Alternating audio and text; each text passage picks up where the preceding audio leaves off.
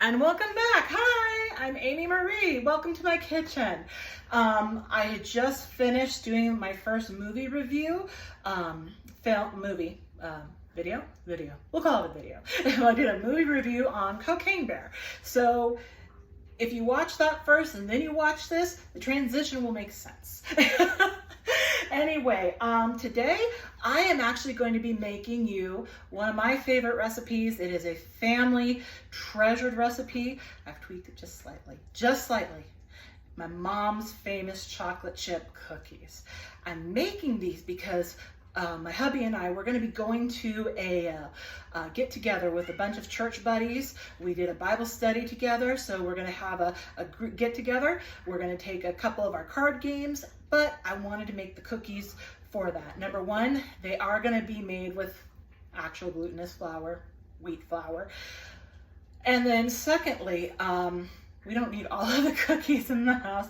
Hubby will eat them all, so I'll make them, take them over, and let other people eat them too. So let's get down to making my mom's famous chocolate chip cookies. Because there's a story behind these too. There's a story behind everything I do. Anyway, before I get started, if you like watching these videos, hit like. If you have any comments, suggestions, what you want to see me make next, comment. And if you love seeing these videos and want to know when the next one comes out because I'm sporadic, hit subscribe. All right, let's get to this. Now, you are kind of far away, and I'm sorry. The camera just wasn't working here. I have so much stuff going on. So I'll try to come back and forth so that you feel like, hey, you're not that far, but you are far. You're getting to see a bigger view of me, which I don't know if that's what I want you to see. But here we go. I'm not in pajamas. I got one of my favorite shirts on today. It's a nice sunny day in Utah. I want to wear my tank tops. Okay, so let's get started. So the base for my mom's famous cookies, and we're going to make a regular batch, is butter. When we were poor, we used margarine, but we ain't that, well, we're poor, but not that poor anymore. So 2 sticks, which 1 stick is a half a cup. You add the second, that's a cup of butter, and it's softened, it's at room temp. Let's go ahead and put that into our mixer. Now, I'm going to be using my hubby's KitchenAid mixer. I used to do this all by hand. I had a lot more upper body strength. This was before fibro. I'm having new symptoms with my fibro, and they're very painful. If I exert too much in my arms and my hands, I'm having an extreme dull pain. It feels like it's going into my bones, and it is just so painful. And then having to type for work, very difficult. So I'm gonna have to make an adaptation for me by now making this in the KitchenAid. More power to you. If you've got the arm muscle and you can do this without the use of the KitchenAid, perfect, do it. But like I said, physically, I'm getting to the point where I've got to be a little more careful and not overexert, because then I'm in hours and hours of pain and agony. So we have our butter. Now, to this, we are going to add our sugars. We're going to cream the butter with the sugars. And I'm saying sugars. Yes, we are using 2 different sugars. We are going to do 3/4 of a cup of our white sugar, our granular sugar. I have a half a cup measure scoop and 1/4 of a cup. Together, that's 3/4. See, aren't you glad that you're paying attention? You're learning math with Amy. There should be cooking and math with Amy. I was good at math. It's not my favorite, but I was good. I did good in math. All right. When I did my homework, I did. That's a story for another day. All right, now we're using brown sugar. Brown sugar has molasses in it. It gives such an amazing flavor. And I'll tell you what, the smell of brown sugar, oh, it's heavenly, heavenly. I love the smell of brown sugar.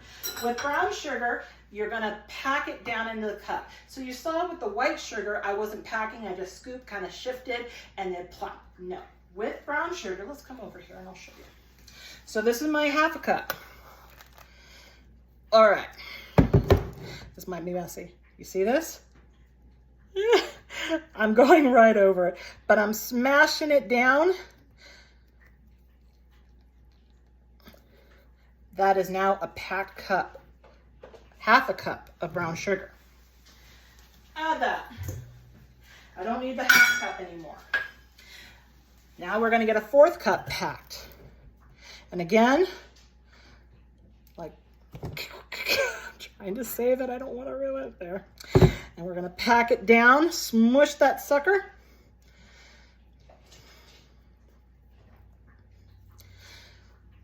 Now you're gonna ask me, why do you pack down the brown sugar, but you don't pack down the granular sugar? That is a great question. And I'm sure that somewhere out there I've been told before, and I'm sure that there's a really great reason, but let's be honest here, I don't know that at this moment. So, hey, if you know the reason why you pack down the brown sugar when you're measuring it, leave it in the comments. Hey, and then we can all learn. That would be spectacular. All right, I got both of my sugars, I've got my butters. Let's go ahead and attach the bowl. I'm gonna use this paddle. I'm not using a whisk, because if I was using, oh, that's the oven. It's at 350, I preheated it. This is going to cream very nicely. All right, insert the paddle, bring up the bowl, and like always, I'm gonna start low first, then I'll speed it up. I'll show you what it looks like when it gets creamed. We will be back. Real quick, I forgot to say it when I was doing the movie review. I'm still drinking my coffee, which I love. I got Starbucks Toasted Coconut Mocha. This is what I drink on the weekends because this is such an amazing flavor. You taste the coconut, you taste the mocha. It is such a beautiful blend, and it's just a marriage with coffee made in heaven.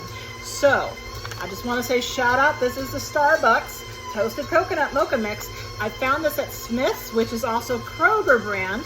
So whatever Kroger brand stores you have, it says it's a limited edition flavor.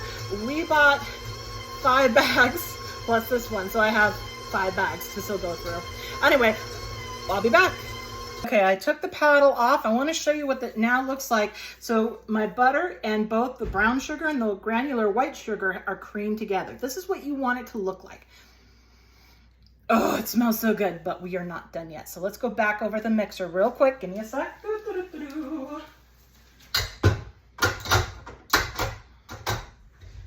All right, to this amazing smelling concoction, we are adding 2 whole eggs.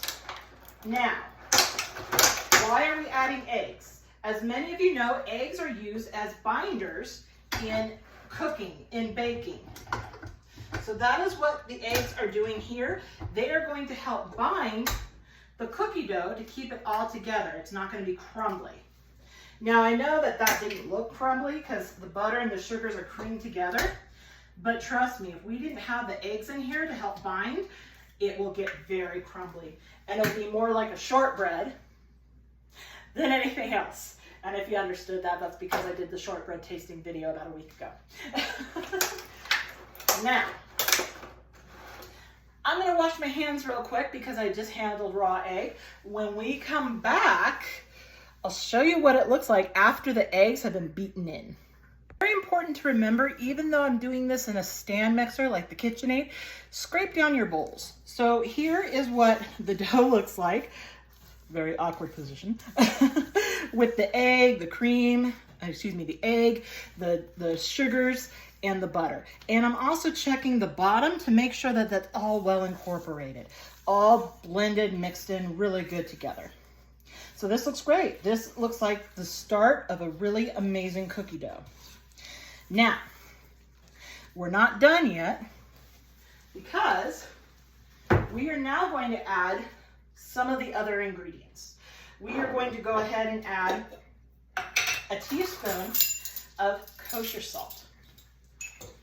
I used to omit salt from this because I'm like, why do I want salt? I don't want savory, I want sweet. The reason why you add a savory like salt is that it helps to enhance the flavors, just like sugar, just like vanilla. It is a flavor enhancer. It doesn't necessarily make it savory, but it may cut down some of those too sweet tones as well. You do want salt, so don't skip salt, put your salt in. Now, I want my cookies to puff up. So I'm doing a teaspoon of baking powder. And I am adding a teaspoon of baking soda as well. This is going to help give my cookies lift. And I'm going to add 2 teaspoons of vanilla. I love vanilla. Vanilla is one of my favorite flavors. I love the smell of vanilla. And again, it's just going to enhance our cookies. Now, I'm going to, again, mix all of this together before we add the flour. All right? So when we come back, I'm going to show you the flour part. All right, so our cookie dough is looking like this at this moment in time. Again, this is butter, brown sugar, regular white granulated sugar, 2 eggs, baking soda, baking powder, salt, and vanilla. Now we're going to add the flour. And the flour is what's going to give it its body and its cakiness. One thing I love about my mom's cookies, the chocolate chips had, I call it meaty, but a cakey kind of meaty, dense flavor. Now you have some chocolate chips that are really thin and crisp. Okay, if you like thin, crispy chocolate chips, once in a blue moon, if I have some milk, I like dipping those. Those are nice. But these are the kind that are just amazing. You want to eat a billion of these because of the textures, the flavor, the airiness to it. Now, the original recipe is about 2.5 cups of flour. Remember, I'm from California. I lived in California my whole life until about a year or so ago. California, we were just a little over sea level. We were almost at sea level. So there was no elevation. We didn't have to worry about that. Cookies always came out perfect. Okay, welcome to Utah. Welcome to Salt Lake City area where we're over 4,400 feet over sea level. So we're that far up high, yeah. So there is a chemistry and a chemical kind of difference with making these cookies. Now, we're gonna cross our fingers that these cookies are gonna come out the consistency I want them to be. I'm adding more flour. And again, the reason why I'm adding more flour is I want a nice cakey kind of cookie. If I add too little flour, they're gonna be cookie pancakes, and yeah, that's not what I'm going for. So I am going to add it 1 cup at a time. I am going to do at least 3 cups. I may go 3.5. So let's start 1 cup at a time. And we're going to put this in. And when we come back, I'm going to show you what the dough looks like with the 3 cups of flour when we come back. This is 3 cups of flour mixed in here, and I'm scraping down the sides, making sure I don't have any flour that's hiding in the bottom, because last thing you want to do is put your mouth into a clump of unincorporated flour. It's going to be bad. It's going to be like that. All right. All right, let me just take another quick look. This is where I'm going to get my arm workout. Yeah, this is looking good. Everything's been incorporated. Looks nice. And last thing I'm going to do is add chocolate chips. Now, the great cookie dough debate. I have scraped this off. Should you eat raw cookie dough, especially when there's uncooked egg? 100% your choice. You're risking getting sick off of salmonella. But I mean, it's up to you. Most people will say don't do it. Don't eat raw dough. Don't eat raw cake batter. It's your life. I'm not going to tell you what to do or not to do, except be safe. I could just eat this by itself. Okay. That, Amy.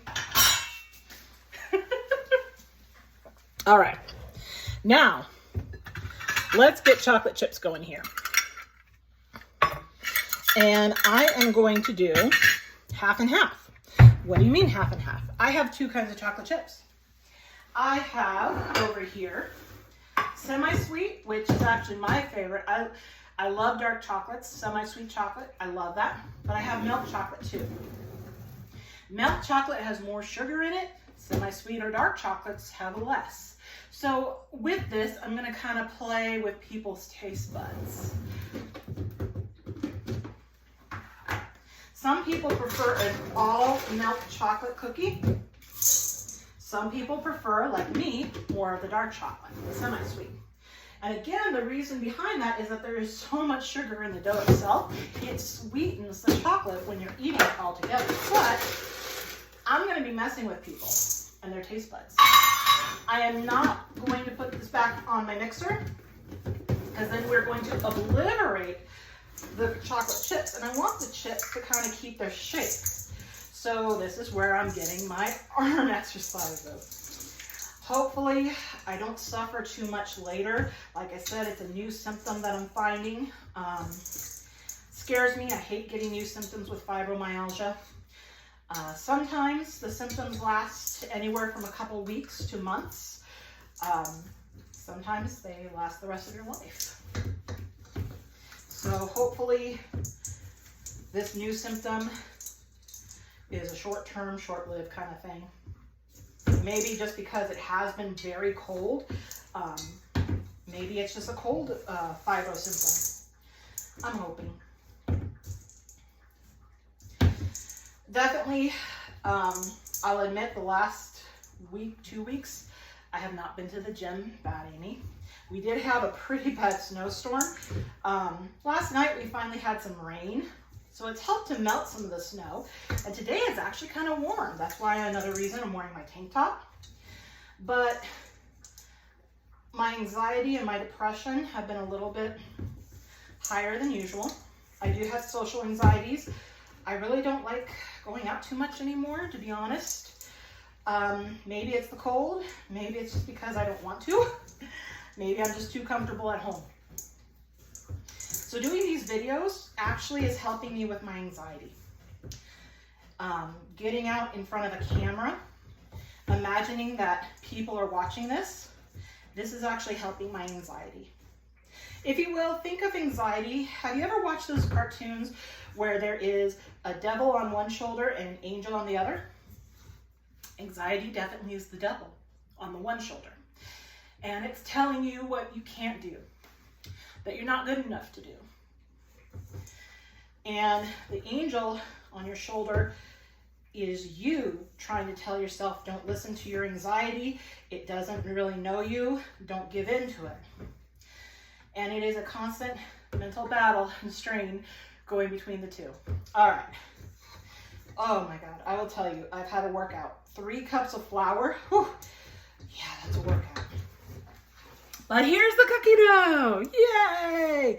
All right, I have 2 cookie sheets that I've already sprayed with my cooking spray, my canola oil. I'm not using parchment. I don't have those seal pads. I just want to do it this way. I love it. It's still going to be simple, easy. Let's go ahead and get the scoop out, and I'm going to show you. Where's the little one? So I used to just do it kind of by hand, scooping. I would get like a tablespoon, like not a tablespoon, but this kind of tablespoon, the kind that you eat with. And I would kind of measure it out that way, but it's not really accurate. It just isn't. So hubby had a brilliant idea. Uh-oh. Let me wash this. I'll be right back. Sorry about that. I realized that I didn't get all the chocolate out from last time I did this. So I washed it, dried it real quick. We're good, really. We're good now. Okay, so hubby has this really great idea where he uses these ice cream scoops. Sometimes they're even called cookie scoops in the store. You know, it just depends on where you go and what you're getting. Anyway, it portions out much better the dough. So I'm gonna go ahead and take this one, scoop it. I did press it up against my bowl as I came up. I'm gonna put it in my hand. And isn't that just so cute? Look at that ball of cookie dough, it's so cute. I'm not gonna do anything else. I'm just gonna put it plop right there on the pan. Let's show you again. I'm gonna scoop and plop. I'm gonna do about 6 cookies per pan. So I used to be able to get more, but let's just be on the safe side. We'll do 6 at a time. And look at how and easy this is once you use the scoop. Super quick and easy. A little extra there. There we go. And one more. There we go. Voila. 6 cookie scoops. Make sure that I'm spacing them as evenly as possible. All right, let's get the other one. Again, canola cooking spray oil. You find it in the can. If you use Pam, the Pam works great too. I use just the generic, whatever store brand.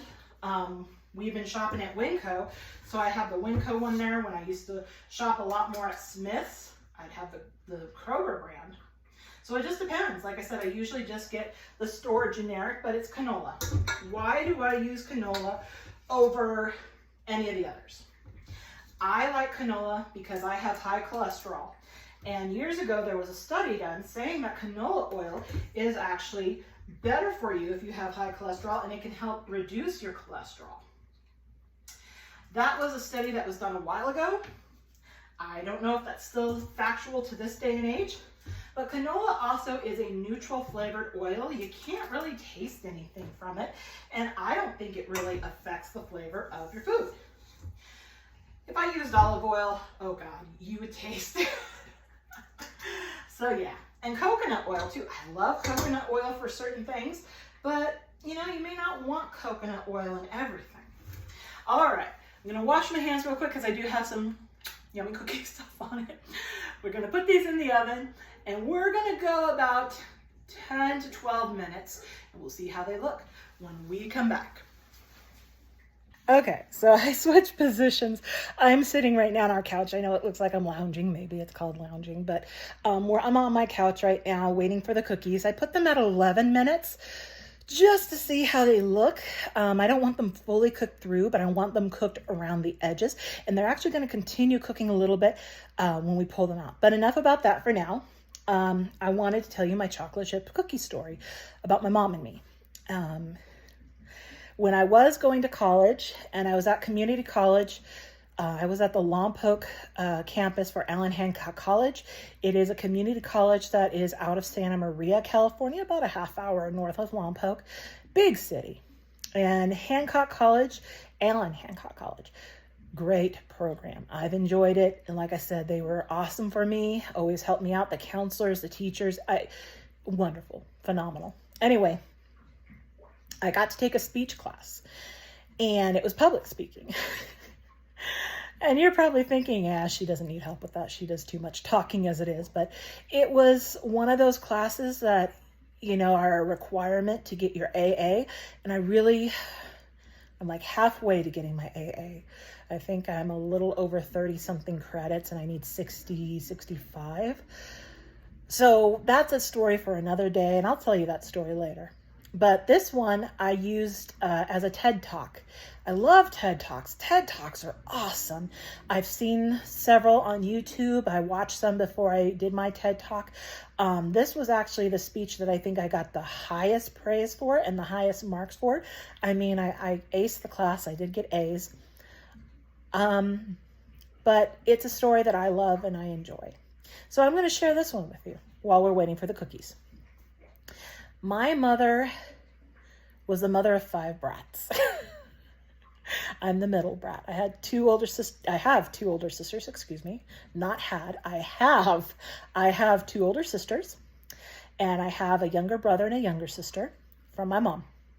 I love them all dearly, but because of me trying to overcome my anxiety, my depression, and personal things in my life, I don't have contact with them at this time.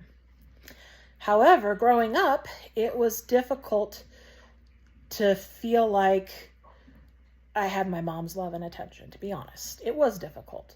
Growing up in a family with 5 brats and then mom and dad, it was a struggle. We did not have money growing up.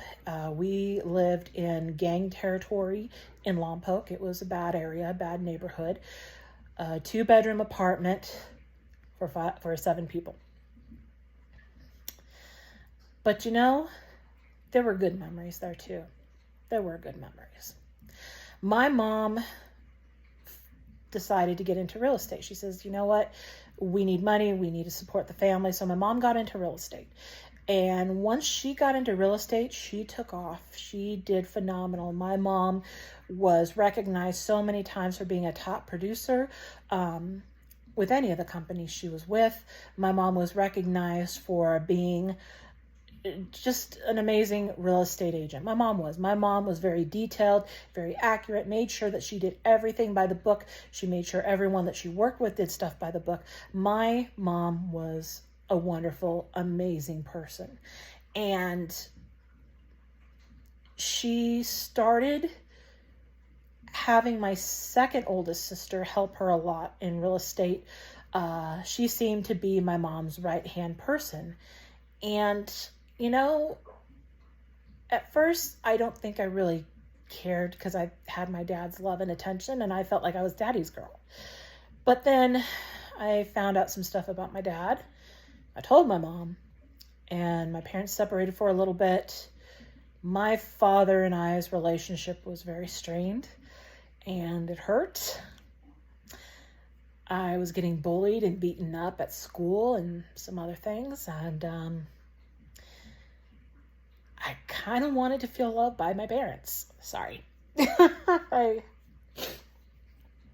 Being the middle child syndrome, I wanted to feel loved. Okay. So when I realized that mom would take my second oldest sister, the one right above me, out more often, do more things, and she treated her differently than the rest of us. But then I started realizing I was getting treated differently than all my siblings. And I know my siblings have their own take, and everybody can have their own take. They all have their own story. My oldest sister started showing more signs of depression too, and being withdrawn, and she wasn't as much of a go-getter as the second oldest sister, which I'll admit, my second oldest sister, very determined, motivated. She's a go-getter. She has that personality of once she gets to something on her mind, she gets it done. She does. And I give her credit for that. My brother was the only boy in the family. So he was special because he's the only boy. And then my youngest sister is on the autistic spectrum. And she needed a lot of help, a lot of attention, a lot of extra schooling and education. And that was something I had a difficult time understanding and grasping, but she's also the baby. So everybody I felt was getting the attention that they were due. I didn't think I was. And I felt alone. It's weird saying that I felt alone being in such a big family, but I did. Anyway, I was in my preteens. We moved into a house. My mom was able to buy a house. It was a 3-bedroom in a very nice area of town. And there was this time where I really craved my mom's chocolate chip cookies. I love them. And I really wanted them.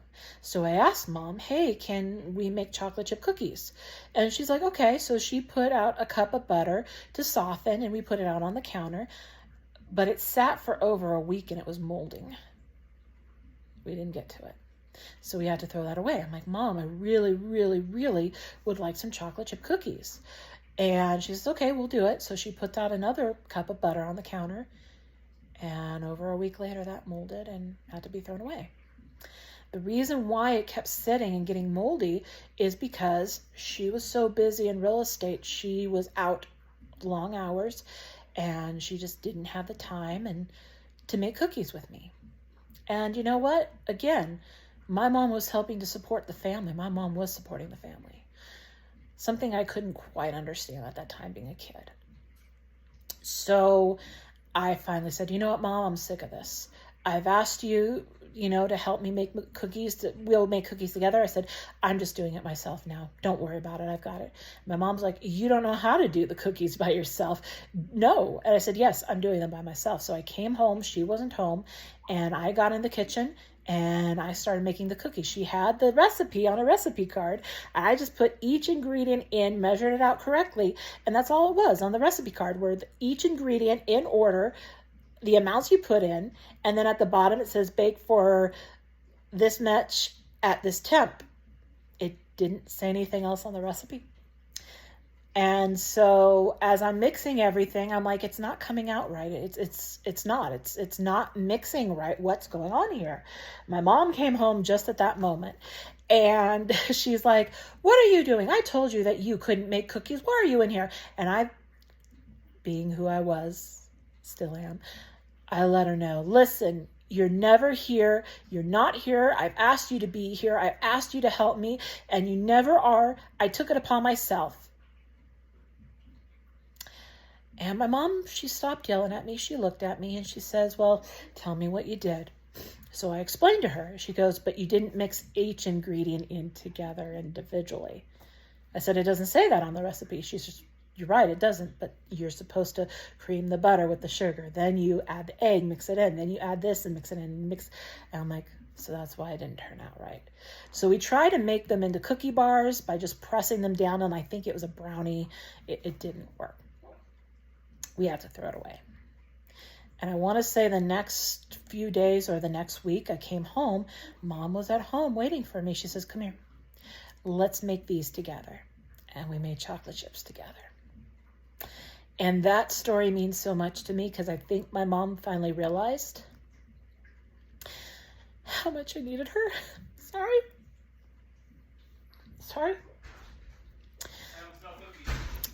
That's hubby coming in the door. But yeah, that's one of my favorite food stories with my mom. Okay, so this is 11 minutes of baking. They're still a little undercooked, more than I want them to be. We're gonna give them a couple more minutes. I want the top to be a little bit browner, but this is looking good. They're big, they look meaty. This is looking good. Let's give them a couple more minutes. All right, so this is the first batch of cookies. And as you can see, they're lightly browned. They did not spread a huge amount, which is great, but they look meaty. So what we're gonna do is let these sit for about 5 minutes on the pan. No other cookies are baking right now, but you want them to sit at least another 5 minutes on the pan. That actually helps them finish cooking.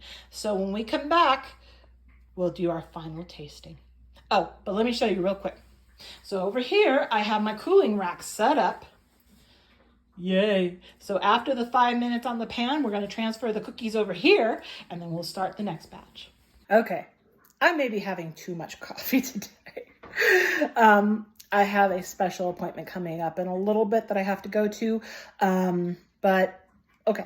I went to Target the other day, and this was not what I was looking for, but this brand, it's Alani, A-L-N-A-I. Anyway, it's coffee, but there's protein in this too. This one says that there's 10 grams of protein. This one's vanilla flavored. Big surprise, vanilla. I just tried this. It's actually pretty darn good. So what I did is that I put this in the fridge, let it get cold. It says do not freeze, then you shake it up, and it's a cold brew, but it's good. It's yummy. You should try this if you like your coffee. Coffee to go. This is in Target. All right, everybody. This is the first dozen that are made. I'm going to be probably making close to 30 cookies by the time this is done. So hubby thought he was going to get the first cookie. I'm so mean. Now, if hubby would actually be on the video with me, then yes, he would have had the first cookie. But hubby doesn't like being on the video with me. Can you tell the differences? Can you see that there's the milk chocolate, there's the semi-sweet being darker than the milk? First bite.